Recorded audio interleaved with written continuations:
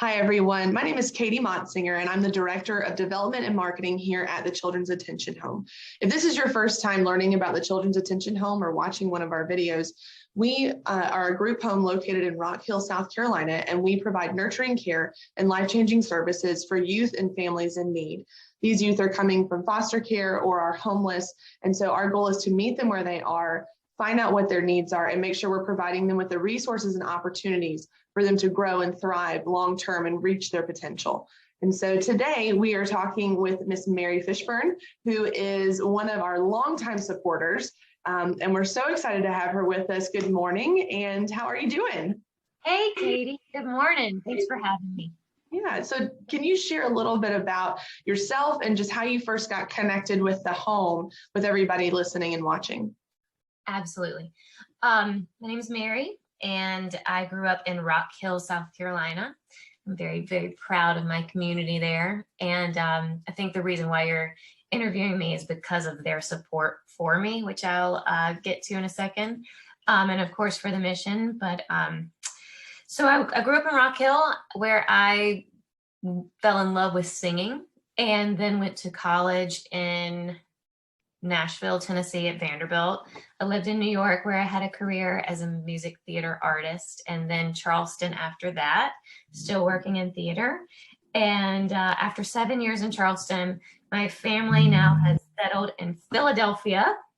Who knew I was ever going to say that?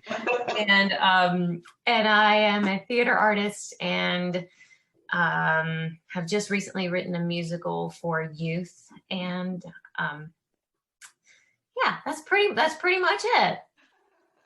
That's awesome. So can you share just a little bit about how you first, I know that you first got connected to the home in high school.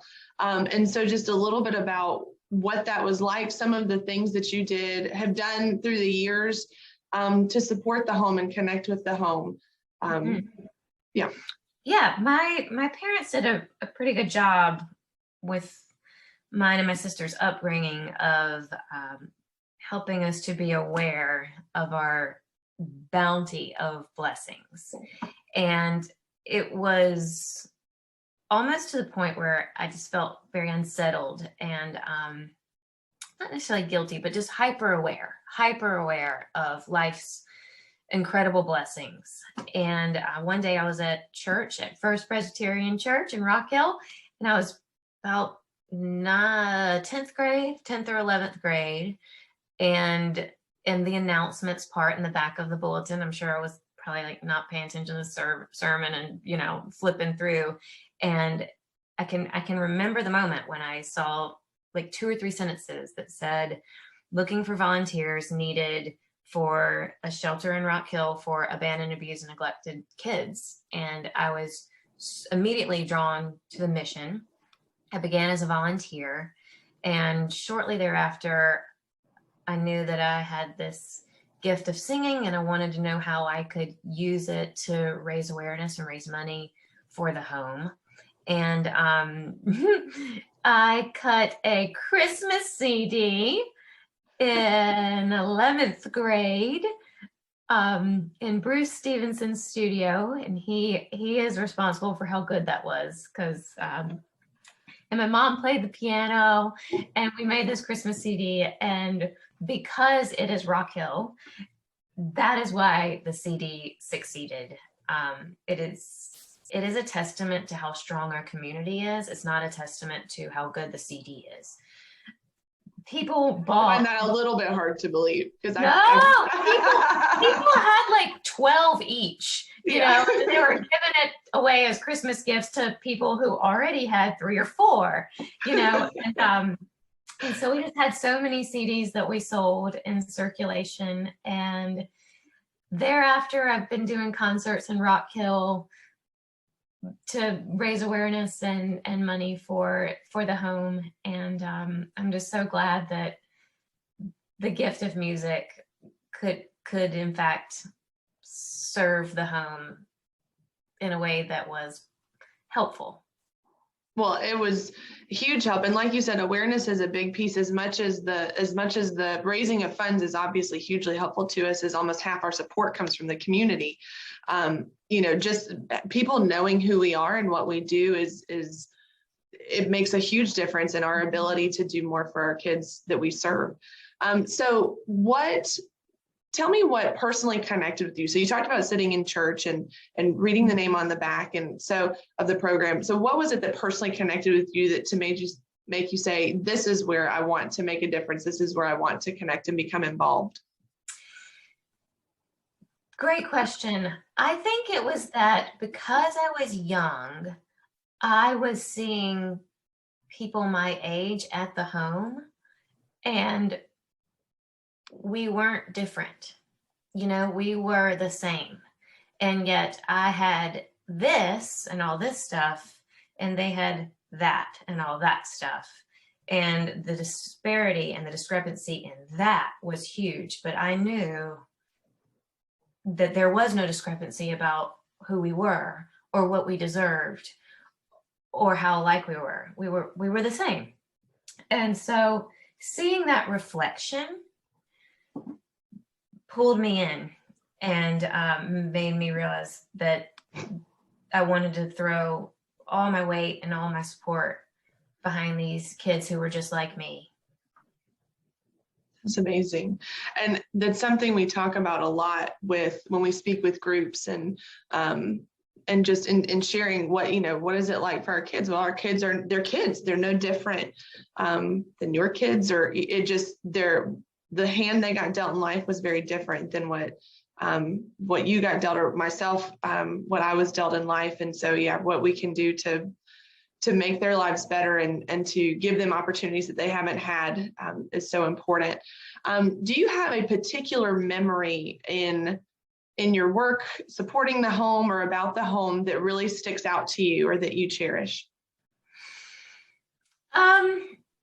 I remember being a senior and working on a concert for the home, and I didn't know who was going to show up. I knew my mom had to be there because she was playing piano, and my dad and my sister would be there, but I just didn't know who would be there. And we got to First Baptist Church, Oakland Baptist.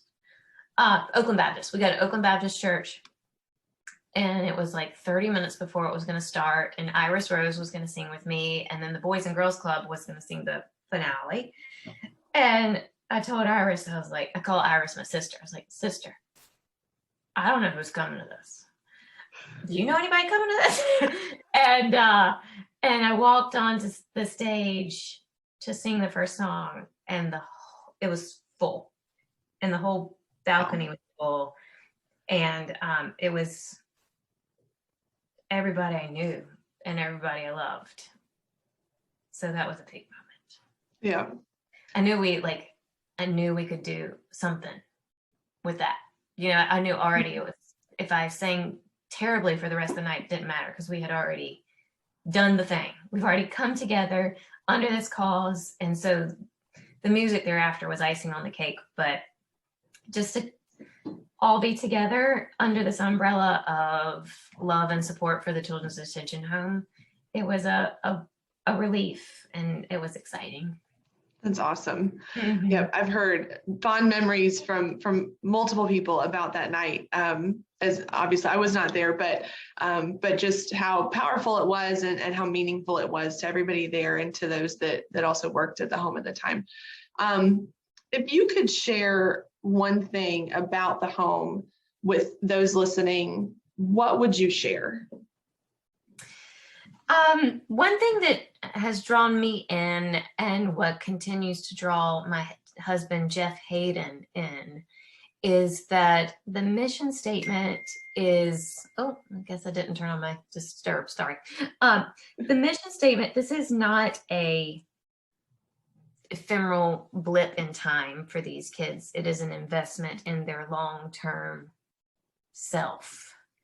And that sustainability and that through line and that long game is what helps my family, Jeff, and me really we continue to support it monthly Mhm. because we believe in it and we believe in these kids and the kids that they become. I mean, sorry, and the adults that they become. Mhm.